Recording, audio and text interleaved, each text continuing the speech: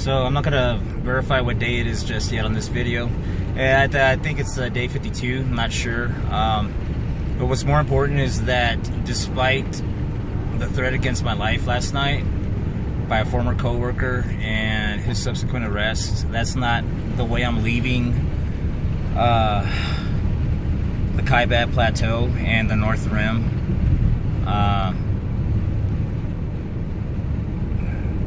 What I get to take away from this is the awesome people that I've met while I've been here, people who have gotten to know me, such as the staff at the general store right across the street from the Kaibab Lodge and DeMont Campground,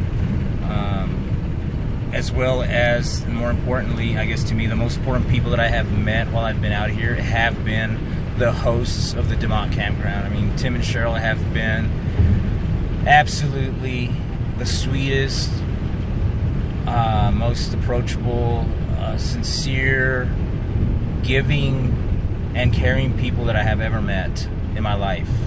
You know, for being complete strangers. You know, I didn't know them, they didn't know who I was, but they've gotten to see my transformation from the first day, because I met them on day one, all the way through now that, you know, I ended up spending the night there, obviously, because of what happened, the altercation,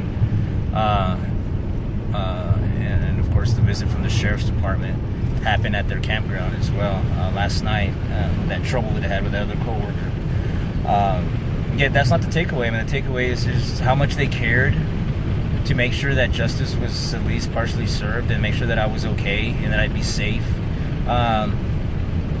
And, you know, so we were talking and exchanging information so that they want to stay on top of criminal charges that have been pressed against this other person. And then, you know, a couple show up to the campground and they're not looking to stay there. They just wanted information on, you know, they wanted help on finding a place to camp out, do disperse camping that had awesome sunsets and sunrises. So I told them, well, out here, you know, you can't do dispersed camping inside the park. So out here, you have to choose one or the other. So I showed them about Rainbow Rim, but then after that, I told them that no matter what you do, whether you know, even if you prefer sunsets versus sunrises, you know, I told them about 611, my favorite spot where I spent 8 days. And then, of course, they asked me, you know, they thanked me and asked me, what am I doing out here? And they call me Ranger Rick. It's like, hey, like Ranger Rick, he was giving us all this, you know, all the information, which I thought was funny. And then, of course, they asked me why I've been out here so long, and I was able to explain and why I'm out here. My purpose for being out here, my purpose for doing the rim to rim to rim, which they were really impressed with. And the lady just listened to me. She was very quiet, very attentive, and I thought she was just being polite. I didn't want to ramble, because I do ramble. I think some of y'all have noticed that on my videos. But then she admits that her cousin took his life last year, and that 2020 has been very rough for a lot of people, and she said especially males, which of course kind of shook me up, because at least she's the only person who has said that to me since I've been out here. So of course I told her about hashtag R2R4MAR, and right away she wanted to know what it meant. Well, no, even before that, she wanted to know. She's also the first person who's ever asked, as I'm explaining, sharing my brother's story. She wanted to know his name. So of course, by the time I gave her the hashtag, she was like, "Oh, that's you know, so that's for him, for your brother, Mark." He was like, "Yeah, R2R4MAR, rim to rim for Mark Anthony Ramirez." So of course she was happy that I shared the story with her. She was very happy that just by chance we met, and I was really happy, because I mean, that's the whole reason why I'm here. I'm not here to cause problems. I'm not here to have problems with anybody. I came here, and I didn't come out here to be on vacation either. I mean, I came out here to share my brother's story, to do the rim to rim, to get him down to the Colorado River. I did all that. So the only thing I had left was I wanted to see the snow, so that at least, you know, I could share that with y'all, because that's another thing that he didn't do. Man, he's getting emotional. I can't. He didn't get to do that, and now I have, you know, I don't have any place else that I really feel safe staying, because if that other guy bonds out, you know, he can come back and look for me if he wants. want it to cause any more problems. Unfortunately, the host at the campground may have to put a restraining order on him. They just don't want him back looking for me, even though I'm not there. Of course, he doesn't know that. So despite all of that turmoil, you know, they were still very happy that I stayed there. They're happy to have met me. They were happy that I stayed there last night.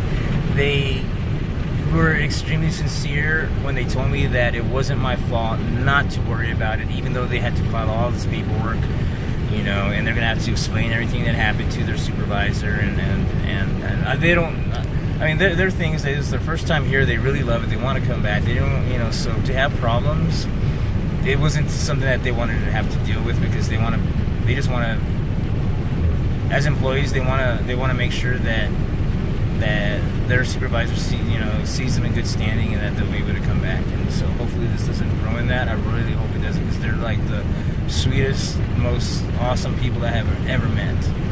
And so, of course, I started choking up as I was saying my goodbyes to them. You know, and I told them, because they didn't know, they were inside their trailer when I was having this conversation with the couple about Mark, and then of course the lady telling me about her cousin.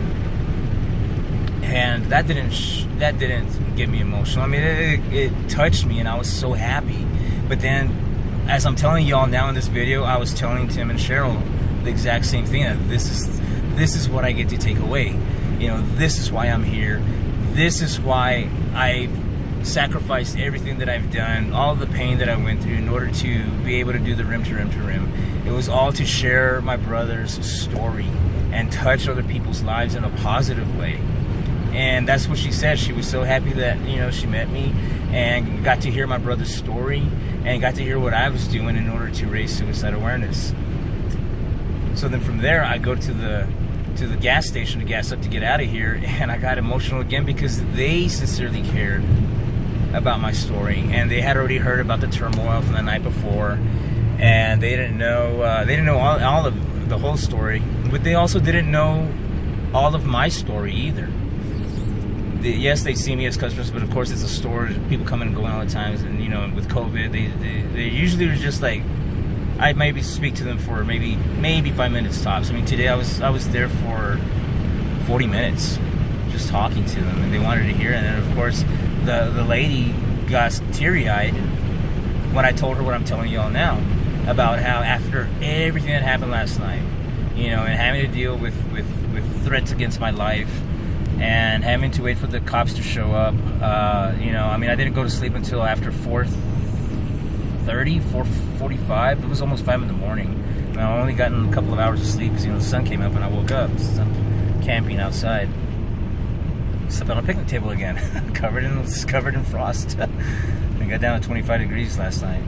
Anyway, you see, rambling.